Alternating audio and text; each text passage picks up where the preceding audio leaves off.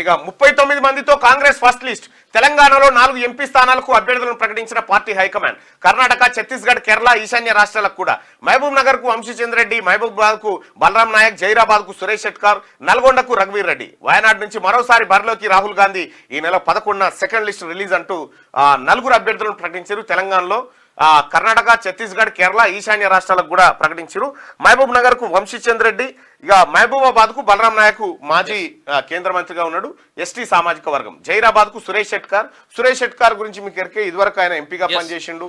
So ఆయన లింగాయత్. కర్ణాటకలో OC, కానీ 2004లో వాళ్ళని బీసీ కేటగిరీలోకి చేర్చిరు సురేష్ షెట్కార్. ఇక నల్గొండకు రఘువీర్ రెడ్డి, జానారెడ్డి గారి కుమారుడు. సుదీర్ఘ కాలం పాటు వాళ్ళ ఫ్యామిలీ లాయల్ గా కాంగ్రెస్ పార్టీకి ఉంది. అది ఇక వయనాడ్ నుంచి మరోసారి బరిలోకి రాహుల్ గాంధీ దిగబోతా ఉన్నాడు. మరి వయనాడ్ నుంచే దిగుతా ఉన్నాడా, మరి అక్కడ ఏది అమేథీ రాయబరేలీ నుంచి కూడా అన్నా చెల్లెలు పోటీ చేస్తారనేటువంటి వార్త ఉంది.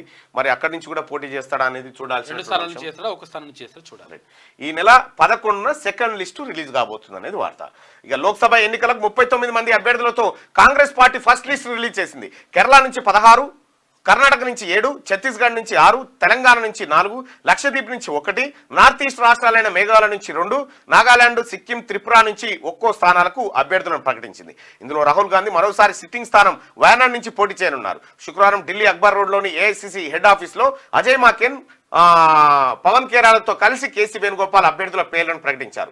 అనంతరం వేణుగోపాల్ మాట్లాడుతూ వచ్చే లోక్సభ ఎన్నికలు దేశ భవిష్యత్తును నిర్ణయిస్తాయని చెప్పారు. ఈ ఎన్నికల్లో మెజార్టీ స్థానాలు గెలవాలని కాంగ్రెస్ పార్టీ లక్ష్యంగా పెట్టుకుందని, అందుకే గెలుపు అవకాశాల ఆధారంగా సీట్లను కేటాయించినట్టు తెలిపారు. ఈ నెల 11న మరోసారి సిఇసి సమావేశమై సెకండ్ లిస్టును ప్రకటించనున్నట్లుగా ఆయన వెల్లడించారు.